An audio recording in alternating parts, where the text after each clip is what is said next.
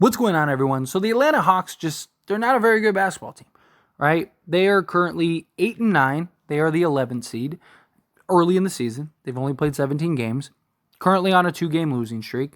But this team, since making the conference finals, which I have talked about, I think was the worst thing to happen to Atlanta. Because I think Atlanta believed that they were better than they really were, rather than seeing that, like, hey, just some things kind of fell your way, and that's why you got there.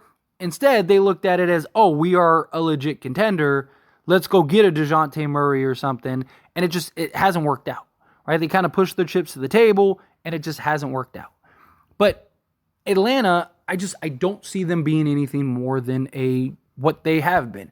A just play in to fringe, if you're lucky, playoff team, right? I mean, we have enough of a sample size to see that it's clear, right? Trae Young, he can be absolutely dynamic at times, completely take over games and win you games single-handedly. He can also do the opposite. He can also completely lose you games and shoot you out of games and just be terrible at times, right? Murray and Young, they just don't seem to gel, right? Like, there's no fluidity to this team, this roster. They need to hit, in my opinion, a reset. They have a lot of very attractive, notable pieces that I think a lot of teams would really like, and you could kind of not necessarily have to do a full rebuild, but do kind of like in that direction. Or you end up trading one of Trae Young and Dejounte Murray. And I know Atlanta fans might feel otherwise. I think they should trade Trae Young. I think this Atlanta Hawks team and kind of like what they're trying to do, I think is better suited for Dejounte Murray.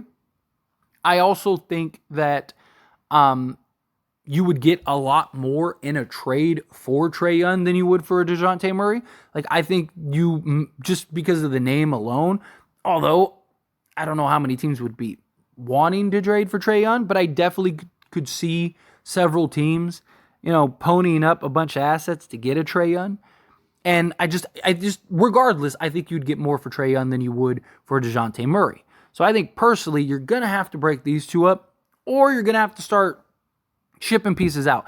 I mean, or both, right? Like, you trade one of these two guys and then you ship out pieces. I also like the idea of Dejounte Murray because he's still young enough to where, like, if you need to kind of do a little retool, you'd be in good shape. But, like, you look at this roster, like, obviously on the surface, like, Clint Capella could be nice for some teams. Saddiq Bey, Bogdanovich could be solid. I think there's several teams that may be interested in him. Keep guys like AJ Griffin. You could even keep a DeAndre Hunter because he's 25 years old, so he's still very young and a guy that you can kind of use as a piece to kind of build for the future with, right? Or do the retooling, as I mentioned.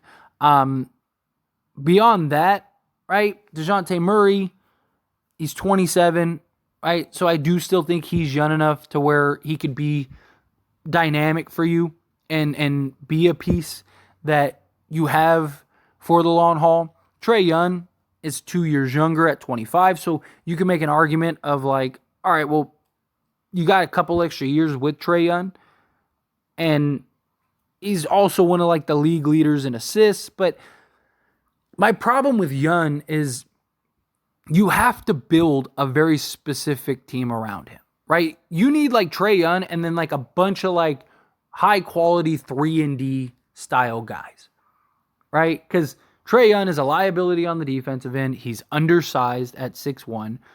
As great and a dynamic as he can be, and as I mentioned, win you games, he can also lose you games. Where Dejounte Murray, he's got better size at 6'5". He's a guy that still go give you 20 and 6. And that's playing alongside Trae. I could see him easily being a 25, 5-5 guy if he's the main starter for Atlanta. And just kind of keep the young pieces that you see as being integral parts for now and the future. And then start shipping off and selling everything else. right? You definitely need some wings. You definitely need, a guy like a Hunter or whatever. He could play either the 2 or the 3. You got Griffin. He could play, the 2 or the 3. Although he's got to develop. He's 20 years old, right? But I don't know. I look at Atlanta and it's like, how long are they going to keep doing this? How long are they going to play this game of like, oh, maybe this year is going to be the year, when it's not. Like, everyone knows it's not, right? And it's like, at some point, you got to start shipping guys off. You got to start making the hard calls. You got to start making the trades that you might not want otherwise, because what you're doing right now and the path that you're on, it's not working. And it was like, oh, it's the coach is the problem. Okay, well, you just got Quinn Snyder, and it's the same result.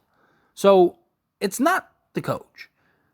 It's the players. You just don't have the talent, and you don't have the pieces and components.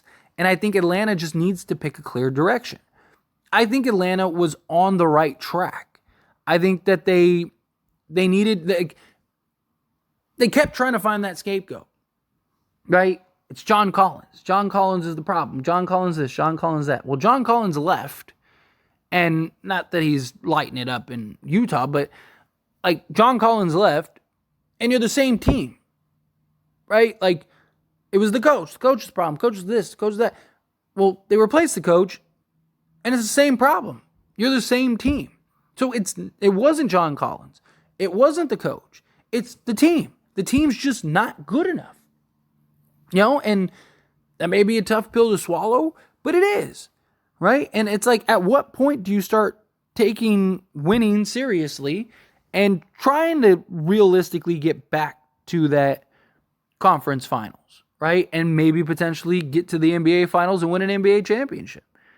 But you're not going to do that with this current roster unless some miracles happen, right? And you make the playoffs and everyone else just completely buckles, and guys get a bunch of injuries go your way, Boston has a bunch of injuries and Milwaukee has a bunch of injuries, and you basically get to like walk to the finals.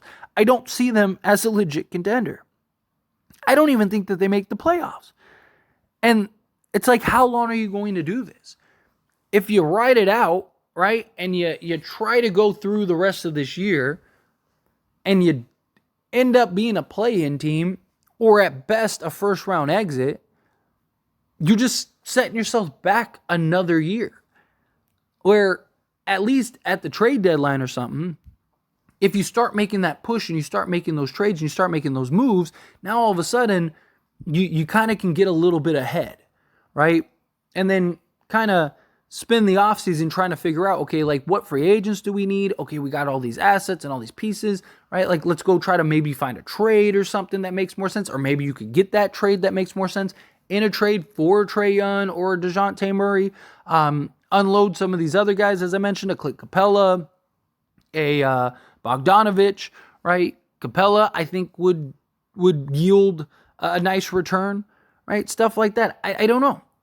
I just don't think the Atlanta Hawks are a serious threat to anybody, right?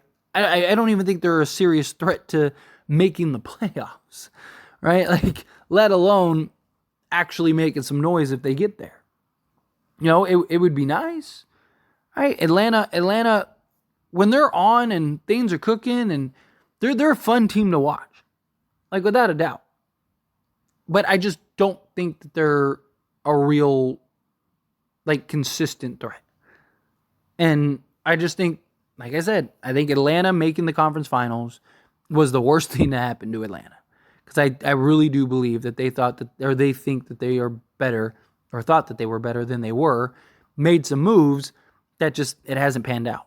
But anyway, as always, this is a discussion, so I pass the question on you. Let me know your thoughts and opinions down in the comments below. What do you think? How do you feel? Do you have similar feelings? Do you think, like, no, Atlanta's fine, they just got to, stay on track, keep doing what they're doing, and they'll be fine? However you feel, whatever your thoughts are, I'd love to hear it, so let me know down in the comments below. That being said, If you haven't liked this video, hit that like button. Helps me out a lot. Lets me know you enjoy these types of videos, and I truly appreciate it. If you're not subscribed to the channel, hit that subscribe button. Turn on the bell notifications. Appreciate you all. See you in the next one. Thank you.